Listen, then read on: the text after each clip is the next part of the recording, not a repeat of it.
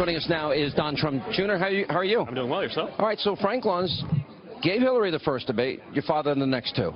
And those Luntz focus groups are pretty accurate, undecided voters. Yep. How did you feel about tonight? I agree with him. I mean, I think we did great. I think he was able to highlight issues. He was able to talk about issues. He's able to talk about her failed track record. You know, he's right. She's been doing this for 30 years. Why haven't any? All of a sudden, she's got all these magical plans. Well, where were they before?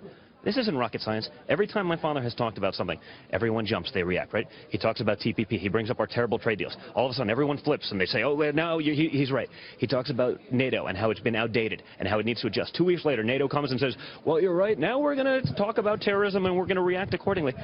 How come the outsider, the builder from New York, how come he has to be the guy that brings this up? Well, and everyone reacts. All these corporate politicians. No, but it is. You know, she's become a multi-millionaire since playing on her job, and you know, your dad's probably losing a lot of money and opportunity costs and all this. So he's lost a lot of money in this and paying his own way. You know what? He doesn't need this job, Sean. He doesn't need this job. He wants to do this job because he wants to give everyone in America, all ethnicities, all backgrounds, the same incredible opportunity that he was able to have to start a great family, to start a business, to live the American dream. And that's gone. And you know why it's gone? Because people in D.C. who've never had these jobs, they've never done any of these things. They get promised things. They make donations, so they get jobs, and they get high positions in government. We've seen that. Okay? They get deals in Haiti because they donated to the Clinton feathers. That's so bad, isn't it? They take that money, they squander it, they put it in their pockets, they land there. The people in Haiti are saying, what happened? What happened? Where are the things that where's the $10 billion? They don't know.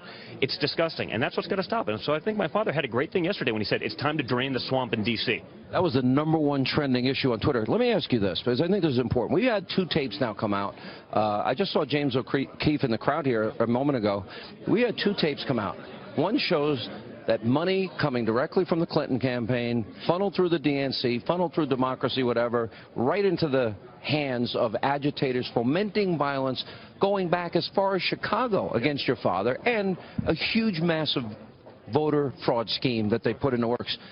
This, to me, hasn't even resonated with the American people yet. No, it hasn't, and it has to get out there. I mean, and that's part of what he was talking about today, okay? We'll accept a fair result, but we're not going to accept something when they say, we've been doing this for 50 years, we've been busting, we don't play by the rules. The rules only apply to conservatives, apparently, or maybe we're the only ones with the morals to be able to actually comply by them. You know, this stuff's coming out. This isn't pretend. This is undercover video. That's James O'Keefe right over there that did the video. Yeah. He did a great job, and I think, listen, he's doing the American people a great service by highlighting this, because everyone thinks, oh, the system's so honest, no way they would do this. He's seen it at the highest. Could you imagine it? We've been to the White House 350 times doing this. Met with the president 47 times. And they're saying, oh, this never happens. I mean, yesterday, Obama saying, this never happens. Trump should stop whining. Well, it happened. A couple hours later. Could you imagine if your father was on tape funding the fomenting of violence? Could you imagine if it was your father or operatives within your father's campaign talking about a massive voter fraud scheme? Sean, they would run him out of the country. And that's the problem. The double standard that exists between the liberals and the conservatives is disgusting. And it has to be highlighted. So I think James did a great job of being able to highlight that, to be able to show the American people. And everyone should go look at Project Veritas and see what happened. Because if you look at it as an American, and I don't care which side of the spectrum you're on, but if you look at it as an American, as a human, okay, and you're not totally disgusted, there's something wrong with you. The last thing, and I've been asking everybody tonight the same question, there are deep and profound differences that we saw on that stage tonight, starting with the Supreme Court saying radical Islam or not, vetting refugees or not, building a wall or not, raising taxes, lowering taxes, eliminating Obamacare, fixing the educational system, energy independence. These are deep, profound differences. Do you think the American people understand the degree to which this is a massive choice election? Well, you know, I think they do. The problem is, if you're a Hillary voter, which Hillary are they voting for? Are they voting for the private Hillary, or are they voting for the public Hillary? Well, no. It's out there. There's 2 different standards. No, she said it. And then she said it's okay. So which one are they voting for? I don't know, but I have a feeling I know the answer. I have a feeling it's to the people that are writing 7-figure checks to her campaign. It's to the people who gave Bill Clinton a $1 million birthday gift from the Middle East. By the way, no, that was Qatar. Do you know in Qatar, this is interesting, marital rape is legal in Qatar? Marital beatings are legal in Saudi Arabia? Double standard. Sean, if we took money from those countries, what would they be saying? They'd be screaming. Oh, it's a double standard, and I'm glad. I'm going to say screaming bloody hell. I'll say it for you. Go ahead. Screaming bloody hell. And that's true. And much worse.